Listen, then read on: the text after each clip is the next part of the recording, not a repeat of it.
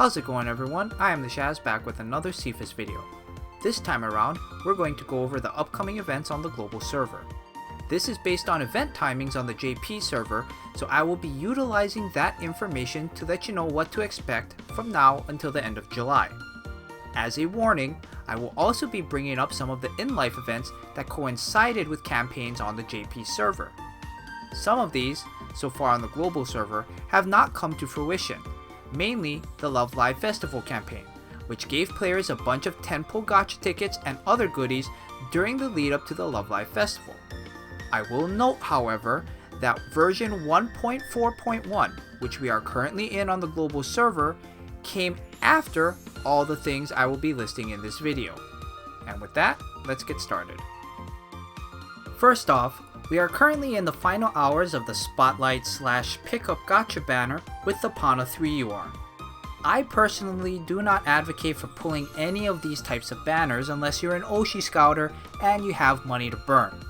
While she is a very good smile carry, there are other cards that have a similar output you can just wait to pull on Fest banners, like Umi 1, Chika 2, and Rin 2. Next, on June 19th at 11 PM PST, we will get the Sweets Deco event, a 9-day event which is your classic marathon type event. Unfortunately, and it pains me to say this as an Ellie Oshi, the event Ellie sucks quite a bit, as her SK typing doesn't really match her active ability, her passive ability is the same strategy technique buff, which doesn't help you that much either, and her live show active, or LSA, is just an SP gauge fill at the start of the live. The first part of the split gacha banner gives us Ruby 3, a pure SP UR that is relatively lackluster. She shares a tap active with Umi 1, but when comparing those two cards, this Ruby has a much lower base appeal. Her passive is the same as Kanon 1 and Kotori 1, but her LSA is only activated upon switching strategies, which is relatively poor. The second part of the gacha banner gives us Ayumu 1, which is an active guard UR. The heal she provides with her tap active is on par with the rest of the healers, though she will heal for more due to her high base stamina. Her passive only buffs the stamina of cards in her strategy, which makes it an average skill, and her LSA is also activated upon switching subunits, which again is mediocre. Speculation warning!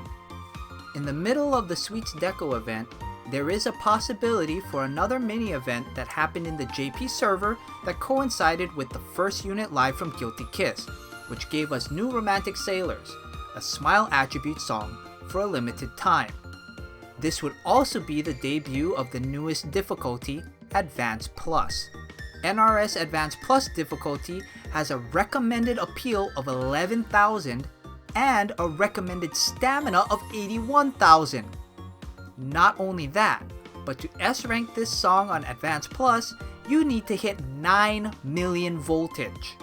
There are a lot of SP gauge gain for SP cards tap notes, think Umi 1's active ability, in this song. So, if you have some good SP card type scorers, like Umi 1, Karen 1, Daya 2, Kotori 3, or Yo 3, they should help you quite a bit if you have a couple of limit breaks on those cards. It won't guarantee a clear on Advanced Plus, but it certainly won't hurt to try. After Sweets Deco, we get our next story update, which gives us Chapter 11 and 2 new songs, Natsuiro Egao de 1-2 Jump, the elegant version, and Sky Journey, a natural song that is pretty tough if you lack good natural attribute scores. As you can see here, this song also gives a very high benefit during appeal chances 1 and 4 if you can flood your backline with SK cards. At the same time, we get our third Fest banner, lasting 6 days, which has Smile Guard Nico and Natural SP Emma. At this point in the game, this Nico is the best healer, but I don't think it warrants burning a lot of gems on her for a couple of reasons. First, even though she is a great healer, she does have a lower appeal stat, in addition to her passive only being a stamina buff to guard cards.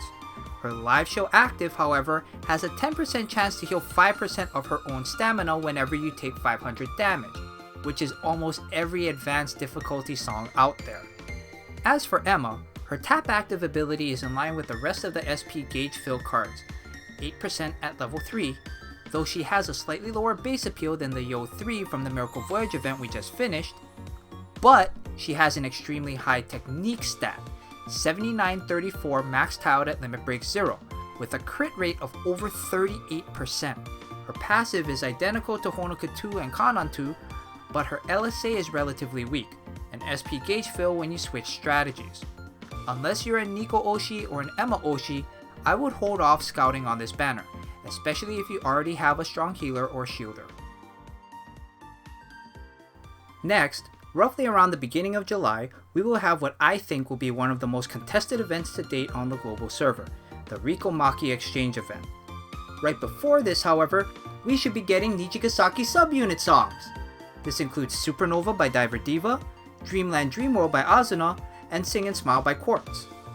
Anyway, let's get back to the event. This event on the JP server had a lot of action, as the Rico and Maki Oshis rejoiced for their first event URs. The Rico UR is not that bad, a decent elegant score if you don't have one. Unfortunately, the rest of her kit isn't something to write home about. Kasumi in the first part of the event gacha is one of the better backline cards, as she provides a 50% cleanse chance upon SP gauge usage and has a passive that boosts appeal for all smile cards. The event Maki in the second part of the gacha is slightly above average as an active scorer, but due to the amount of usable active scores, I don't think it's a card worth actively seeking out unless you're tiering. This event also gives us Heart to Heart, which in the temp version is fine, but it becomes markedly tougher when the actual song transfers over with the story chapter 12 update. Another speculation warning! In addition to the start of the Rico Maki event, JP also got the next of the subunit live campaigns, this one featuring Sharon.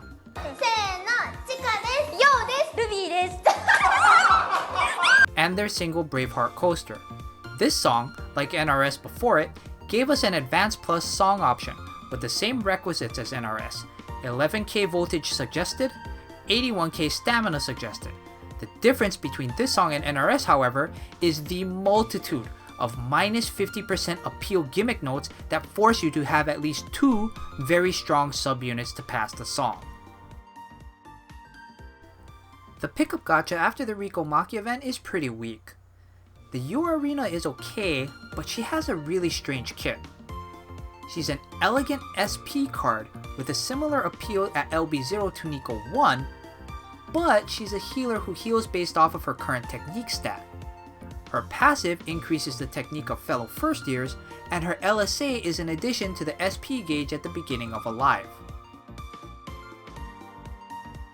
Following the Spotlight gacha, we get the Search Team Uma Marathon event, with another split gacha banner. First things first, the event Kanan UR is pretty bad. Her only upside is that she does have a cleanse ability, but its chance to activate is lower than that of initial Rico.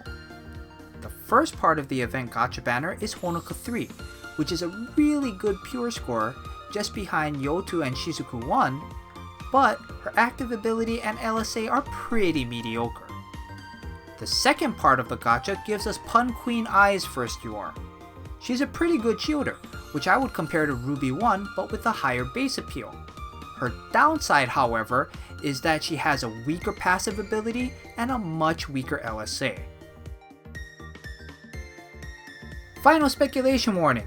In the last week of the month of July, if the JP campaign calendar follows form, we will start off with the final Aqua subunit live campaign for Azalea, which temporarily brings over Amazing Travel DNA in both the regular and Advanced Plus difficulties.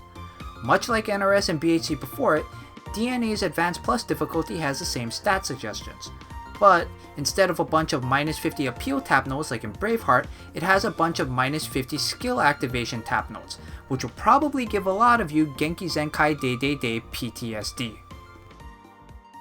Once again, at the conclusion of the Search Team Uma event, we get another story update, this time with Chapter 12.